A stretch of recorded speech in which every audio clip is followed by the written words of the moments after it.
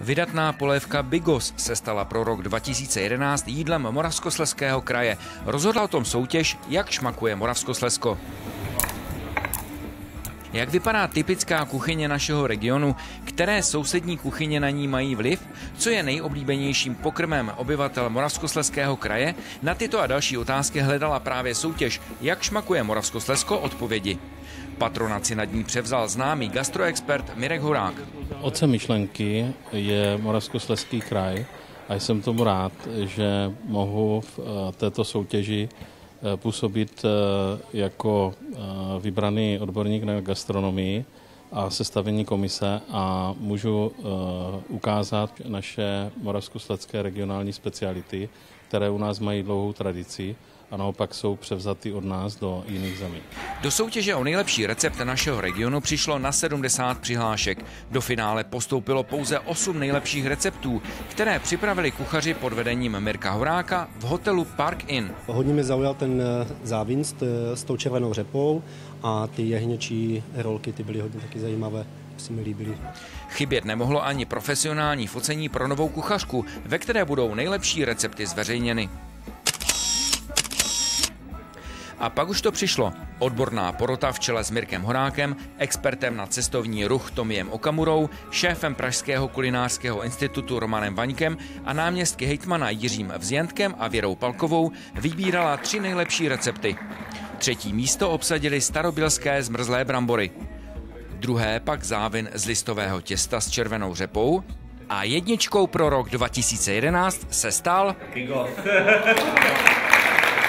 Rozhodli jsme se ukázat, že i u nás v Moravskoslezském kraji máme vynikající jídla, vynikající místní speciality a snažíme se nějakým způsobem dostat do povědomí širší veřejnosti a samozřejmě nabídnout návštěvníkům, ale i obyvatelům kraje. Znovu objevit lokální gastronomické speciality, které jsou unikátní pouze pro ten daný kraj, dát jim propagaci, uvést je do restaurací, uvést je v život, tak to je skvělá myšlenka. Je to přesně model moderních západních zemí a jsem rád, že se také v Moravskoslezském kraji toto daří. My tu poctivou kulinařinu máme ve svých DNA, my prostě v sobě máme, ta je potřeba akorát trošičku probudit. A kdokoliv se v této zemi gastronomicky probudí, anebo se vůbec nebojí býti buditelem, tak budiš mu vyseknutá obrovská poklona, protože my jsme zapomněli úplně zásadní rovnici. Dobré jídlo znamená dobrá nálada, znamená zdraví. To pravé vyvrcholení ale přišlo 1. říjnovou neděli na hradě Hukvaldy. Nádherné počasí, vynikající atmosféra, zábava pro děti i pro dospělé a hlavně tradiční regionální delikatesy přivábily na hrad 5 000 lidí. A nutno dodat, že si to užili opravdu všichni. Určitě nápad to byl výborný, já bych řekla všeobecně, že kulinářství a vůbec věnování se jídlu tady v regionu by mělo pokračovat a akce je skvělá, je tady hodně lidí, tak já myslím, že počasí přeje, se všechno vydařilo. Měl jsem dobré salátko, bylo to chutné, je tady zábava, celkem hodně vystoupení, teď jsme se byli podívat na tance, na barmanskou show. Klaun Hopsalín, kouzelnice Radana a pohádka o Honzovi ovládli 2. nádvoří hradu.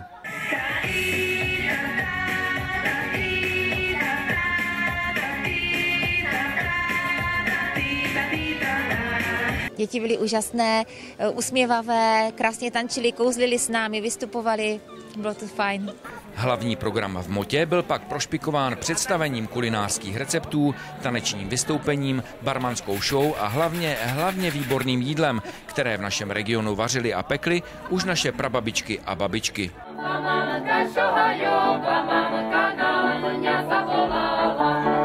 Autoři vítězných receptur pak byli po zásluze odměněni a dojatá paní Pavla Zjembová prozradila, v čem je kouzlo vítězného Bigosu. No, je to polívka, která se dělá postupně, dělá se z mnoha těch ingrediencí a právě možná proto je taková zajímavá, že je tam kyselé zelí, hlávkové zelí a bůček, prostě vepřové maso, ale největší na tom je taková zvláštnost, že tam je i sušená švestka v tom. Ta myšlenka toho Moravskoslezského kraje a vyzdvižení Moravskoslezského regionu se absolutně povedla.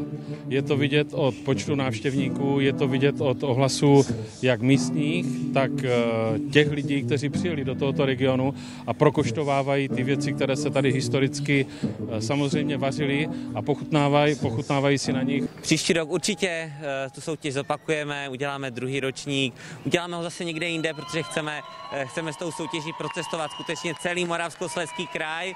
Ještě nevíme, v které oblasti, asi někde v Jeseníkách, ale věřím, že to bude ještě úspěšnější a ještě více lidí než v tom ročníku letošním. O příjemné zakončení gastrofestivalu se postarala skupina Kryštof.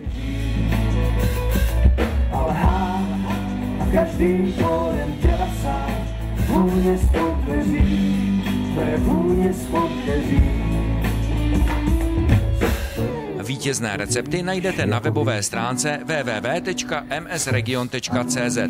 Dobrou chuť a na viděnou při soutěži Jak šmakuje Moravskoslezsko 2012.